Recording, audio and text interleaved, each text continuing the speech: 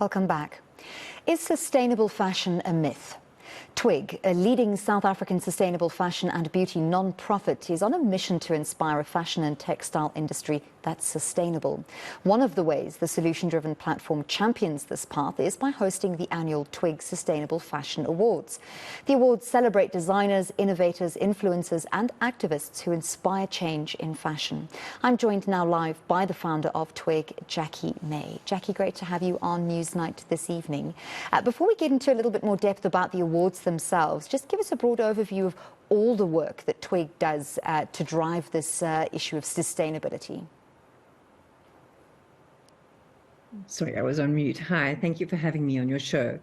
Well, we do quite a few things. I mean, obviously the primary work that the public would see is our content that we publish on our social media platforms and on our website.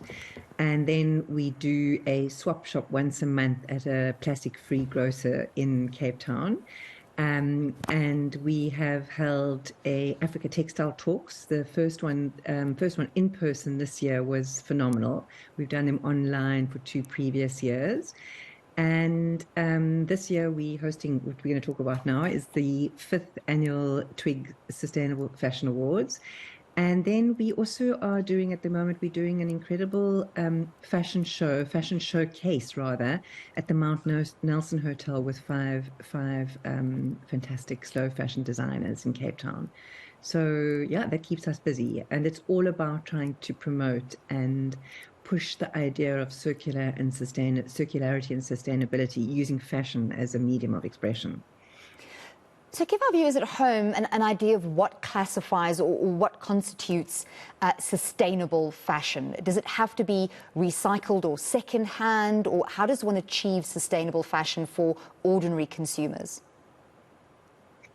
Well, I think the most important thing to know is that the most sustainable item of clothing is what you've already got in your wardrobe. So it's, you know, it's a tricky and a complex thing, because ideally, the big problem in the world is around consumption, and we're living in an age of hyperconsumption, which means we're extracting resources from the environment, and a lot of that is wasted, including our clothing. So what we try and promote is responsible and sustainable production and consumption, which is actually a Sustainable Development Goal number 12. To encourage people to not only reuse clothing often, it's to repair their clothing, and then to share. So renting and sharing is a really sustainable way of using clothes.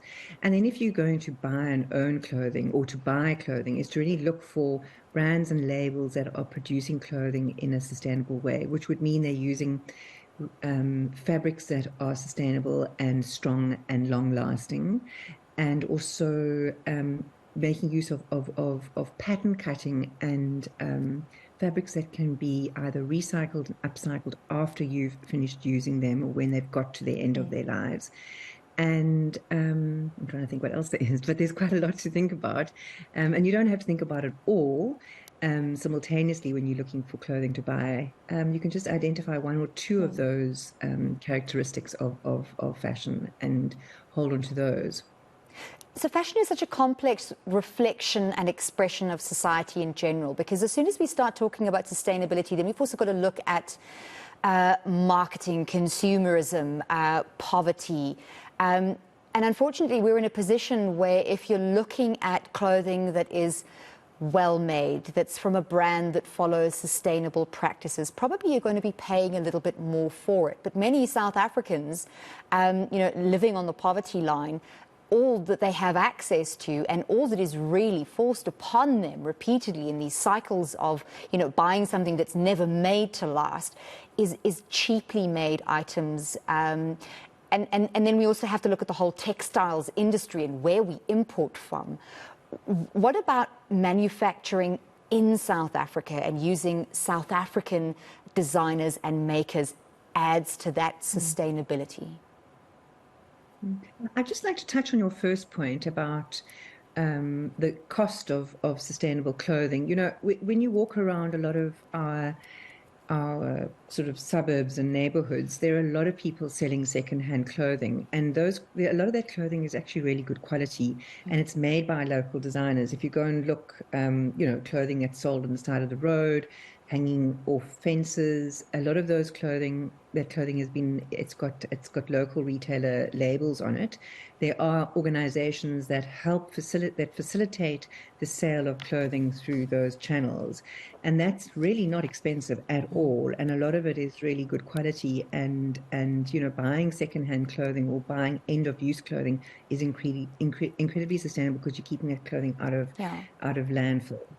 So it's not And necessary then to buy new. You can, buying secondhand doesn't have to come with that stigma, and you can, rest assured that you're adding to sustainable goals by doing so.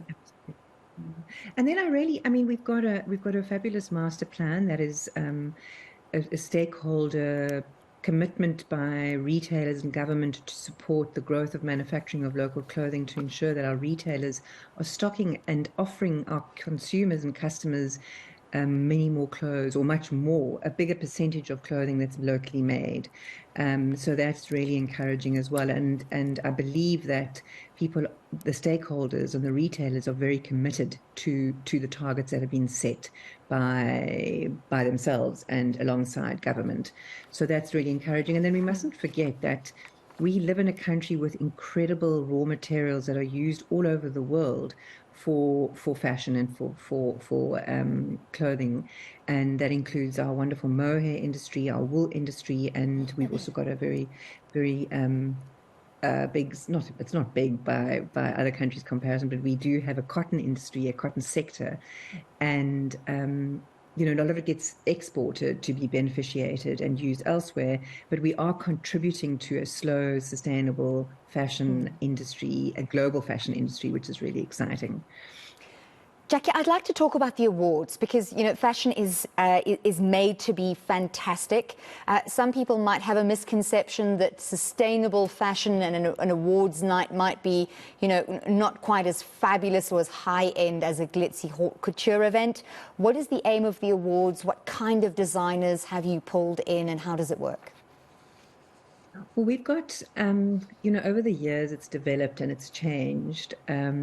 It's always a fantastic evening. I love the evening so much because we bring together designers, we bring together environmentalists, we bring together retailers, and everybody's really got a strong interest in sustainability and doing the right thing. And often at the event, people make connections, and beautiful things have developed out of those connections. But we really have a room full of young, incredibly talented designers who are not young, also old, not only young, also older, but who are doing incredibly exciting things for the industry. And it's about celebrating them and also amplifying their brands and amplifying their work so that people, not only in our country, but across the continent can see who these people are that are really doing very innovative stuff. And that's important. And then, of course, I've got to mention our partners, because without our partners, none of this would be possible. And they help amplify these names and brands and award-winning designers as well, using their platforms are often much bigger than ours. Yeah. And this year we've got a really great lineup of partners. And if you don't mind, can I mention them? Because I think it's really important to acknowledge them too, because I believe I'm going to refer back to the Sustainable Development Goals, but collaboration and partnership is really important for the work that has to be done in the world. And we've got Sky Vodka, we've got Pantone Sunday, we've got the V&A Waterfront, we've got Foschini, we've got British Council, Electric South. There's quite a great collection of people, and Country Road and Polo South Africa. So they're all not, it's just I feel very privileged that people are supporting this work and believe in the work that we're doing. Jackie, it sounds absolutely incredible. I'm going to encourage all our viewers to keep a lookout for the Twig Sustainable Fashion Awards. Thank you so much for speaking to us here on Newsnight. That was founder of Twig, Jackie May.